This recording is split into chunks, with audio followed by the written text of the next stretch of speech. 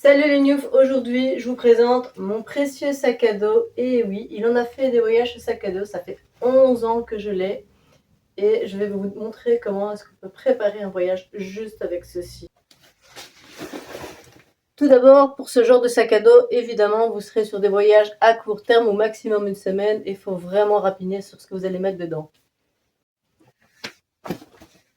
Comme ici, bien sûr, on parle d'un sac à dos qui est plutôt voyage cabine, style Ryanair et petite compagnie low cost.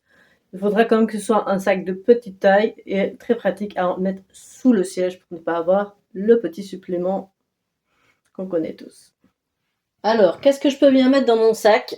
Bien, si je vais en auberge jeunesse, je vais penser à prendre un essuie, ma trousse avec ma brosse à dents et mon make-up, ainsi que bien sûr un sachet pour pas être embêté au niveau des douanes, un petit gilet ou un pull de rechange, des sous-vêtements, des chaussettes. Et c'est tout.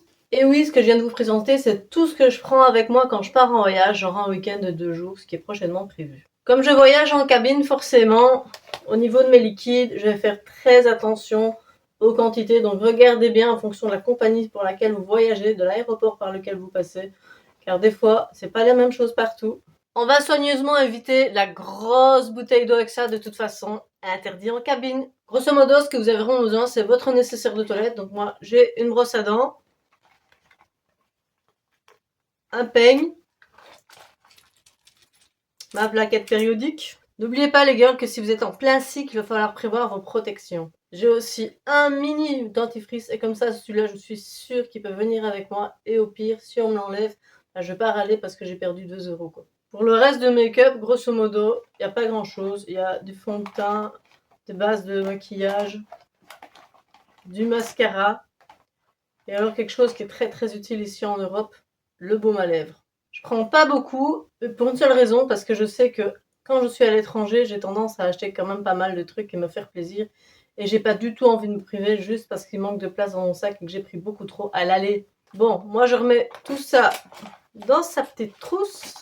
Mais il manque quelque chose et faites très attention à ça aux aéroports.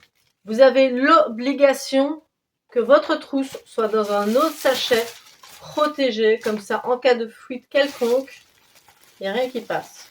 Donc ici mon sachet il est un peu petit, mais moi j'hésite pas à faire une petite crevette et si vous avez une pince à cheveux, n'hésitez pas, ça fonctionne très bien. Voilà, là mon sac, ça souffre un peu, mais tant que ça perce pas. Et ça, n'oubliez surtout pas de le sortir devant le douanier, vous risquez d'avoir des problèmes sinon. Du coup, moi, je vais utiliser la poche qui est juste sur l'avant, ici, pour glisser tout ce qui est liquide, comme ça c'est beaucoup plus facile à attraper. Et si éventuellement j'ai une tablette ou quelque chose d'électronique, je vais plutôt le mettre à l'arrière dans mon sac.